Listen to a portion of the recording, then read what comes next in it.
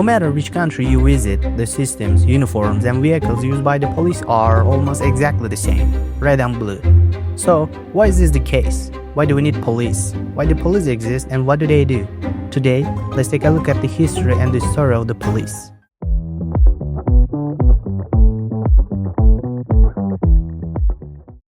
If you look at the origin of the word policing, it's a deliberate initiative to enforce common standards within a community and to protect against internal predators.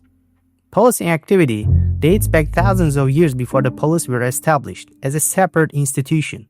The word police, deriving from the Greek word polis, meaning the city, reflects that the protopolises were essentially creatures of the city and existed to a limited extent as a separate institution.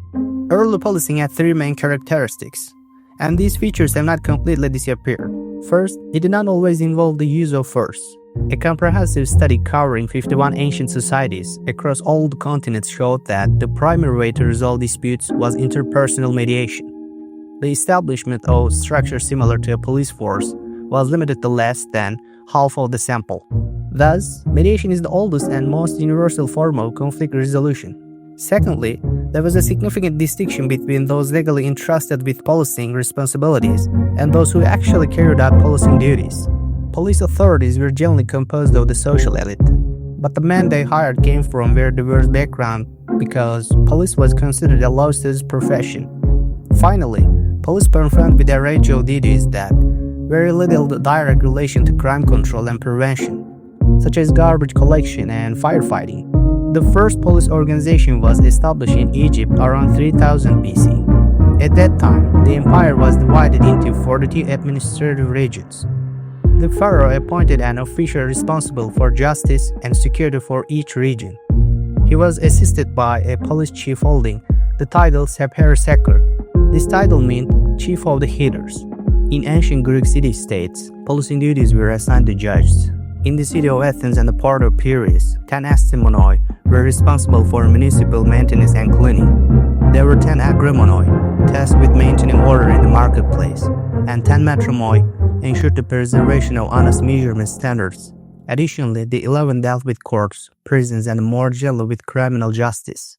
To carry out their duties, judges partly relied on the army, which was primarily responsible for the state's external security. Therefore, judges had to rely even more on the 316 slave units purged by the city after the Greco-Persian Wars. The lightly armed 16 slaves were assigned to maintain peace and order in various public spaces and popular assemblies. They only occasionally assisted the 11 in criminal justice duties.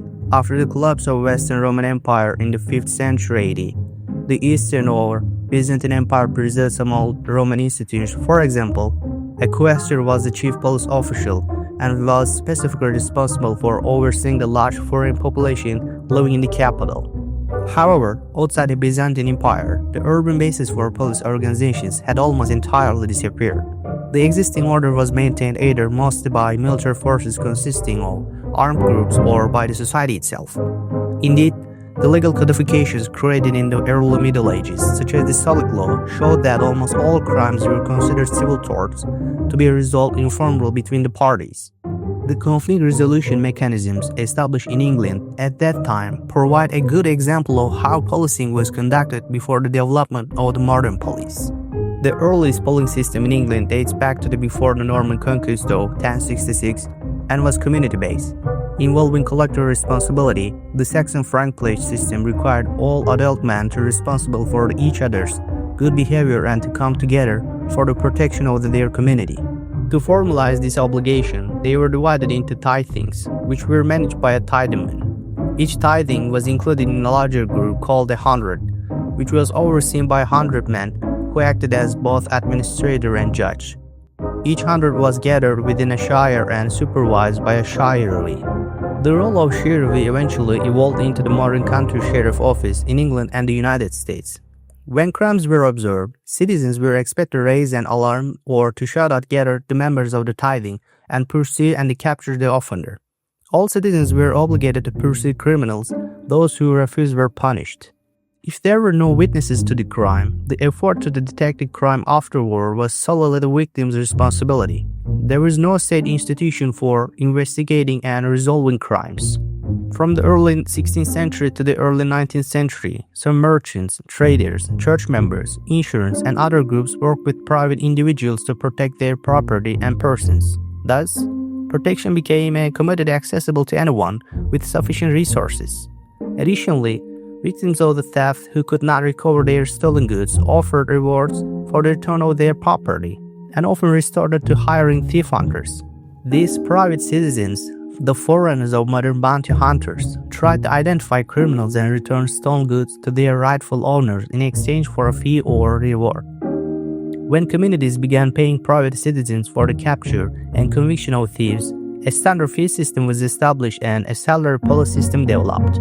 Sources of fees in this system included public rewards programs, insurance companies, commercial enterprises, prosecution associations, and subscriptions. Any citizen, not just patrol officers and judges, could earn such fees and rewards as a thief hunter or common informant. After briefly reviewing the history of policing, let's also look at why police officers in all countries are similar in their uniforms, vehicles, and systems. Police uniforms in the US or any country in the world are largely composed of shades of blue. The color of these uniforms has remained unchanged since the emergence of first modern police forces in the 19th century. Blue police uniforms actually originated in London. The London Metropolitan Police, recognized as the first real police force, was established in 1829, and officers were given dark blue uniforms to wear. At that time, British soldiers were already wearing red and white, so blue was chosen to distinguish the police uniform of the army. Subsequently, the first official police force in the US was established in New York in 1845, and the blue uniforms worn by London police officers quickly became standard. Of course, there are other reasons for choosing this color. Today, police officers wear blue for practical reasons. For example, dark navy blue makes it harder for police to be spotted while following suspects at night. Furthermore, blue and its shades are much more effective at hiding stains in lighter colors. Of course, not all police uniforms around the world are exactly the same color. They can be blue, dark navy blue, or rarely different colors. However, for all these reasons, blue and its shades are generally preferred.